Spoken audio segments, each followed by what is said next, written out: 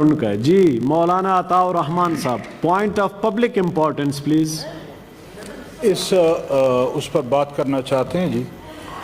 نحمدہ و نصلی علی رسولہ الکریم اما بعد. میں آج حکومت کو بھی اور اپوزیشن کی دونوں بڑی پارٹیوں کو مبارکباد دیتا ہوں. کس کو شامل کریں پھر؟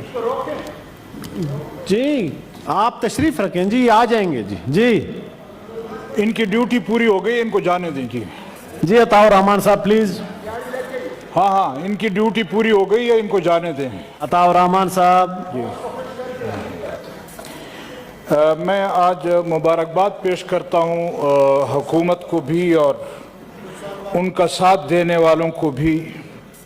آرڈر ان دا ہاؤس, تشریف رکھیں. سینیٹر صاحبہ آپ بھی تشریف رکھیں پلیز. کہ آج ایک مرتبہ پھر ہم نے اپنی قوم کو غلامی کے دلدل میں دھکیل دیا ہے اور اس ملک کے مستقبل کو ایک مرتبہ پھر ہم نے داؤ پر لگا دیا ہے.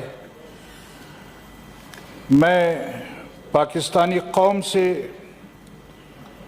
انتہائی معذرت کے ساتھ عرض کرنا چاہتا ہوں کہ آپ پارلیمنٹ کا انتخاب کرتے ہوئے جس طرح رویہ اختیار کرتے ہیں اور جس طرح کے لوگوں کو یہاں بھیجتے ہیں,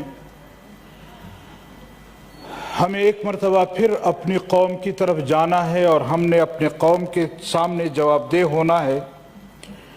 الحمدللہ ثم الحمدللہ کم از کم جمعیت علماء اسلام اور چند ایک ہمارے دوسرے دوست احباب آج اس بات میں سرخرو ہیں کہ ہم نے جبر کے باوجود بین الاقوامی قوتوں کے سامنے سر نہیں جھکایا. ہم نے مسلسل FATF اور اس کے یہاں لائے ہوئے تمام بلوں کی مخالفت کی ہے, لیکن سمجھ نہیں آ رہا. میں نے اس دن بھی یہ پوچھا تھا کہ آخر مجبوری کیا ہے حکومت کی اور اتنی جلدی کیا ہے. سننے میں آ رہا تھا کہ 26 تاریخ سے پہلے ہم نے یہ تمام چیزیں پاس کرنی ہیں. اب آج تک مجھے اس وجہ پتہ نہیں چل سکی کہ ان کی کیا مجبوری ہے, اور نہ ہی مجھے اس بات کی پتہ چلی کہ ہمارے ان ساتھیوں کی کیا مجبوری تھی جو انہوں نے ان کا اس طرح برملا ساتھ دیا ہے. بظاہر جو ہمارے سامنے بات کی گئی کہ ہم ملک اور اسٹیٹ جو ہے اس کی مجبوری ہے کہ خدا نخواستہ ہم شاید گرے لسٹ میں ہیں اور وہاں سے ہم نکلنا چاہتے ہیں اور ایسا نہ ہو کہ ہم بلیک لسٹ میں نہ چلے جائیں. اس سے بڑھ کر ہمارے پاس کوئی دلیل نہیں ہے, اور یہ کہتے ہیں کہ ہم تو انڈیا کا راستہ روکنا چاہتے ہیں, ہندوستان کا راستہ روکنا چاہتے ہیں.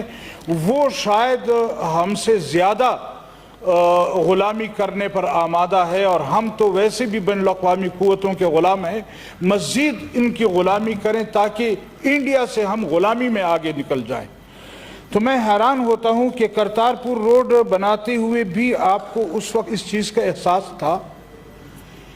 کیا اسلام آباد میں مندر بناتے ہوئے بھی آپ کو اس چیز کا احساس تھا؟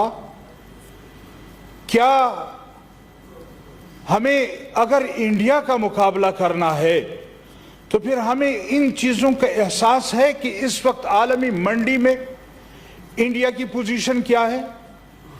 اس وقت ہمارے اس خطے میں انڈیا کی سیاسی پوزیشن کیا ہے اور ہماری پوزیشن کیا ہے؟ آج ہمارے ہاں معیشت کی صورتحال کیا ہے اور انڈیا کے ہاں صورتحال کیا ہے؟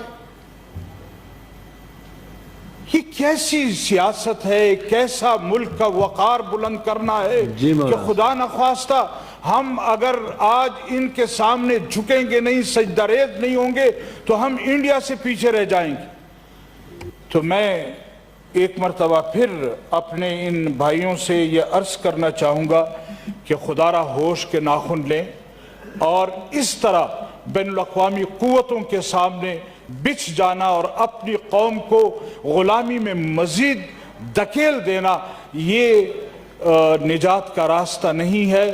ان ظالم قوتوں کے سامنے کھڑے ہونا, جی. ان کو للکارنا, ان کے مقابل آنا, اسی میں ہمارا فائدہ ہے اور اسی میں قوم آپ کے ساتھ ہوگی. Thank you, اور sir. اگر آپ صرف اور صرف اسٹیبلشمنٹ کے بلبوتے پر رہنا چاہتے ہیں تو پھر شاید آپ کو مزید بھی وقت ملے گا اور پھر یہ پارلیمنٹ بھی ہوگی, لیکن قوم میں آپ کا گراف گر رہا ہے اور آپ قوم کے Thank you. نمائندے Thank نہ you, تھے, sir. نہ ہیں اور نہ آئندہ رہیں بڑی گے. مہربانی. سینیٹر مشتاق صاحب پلیز.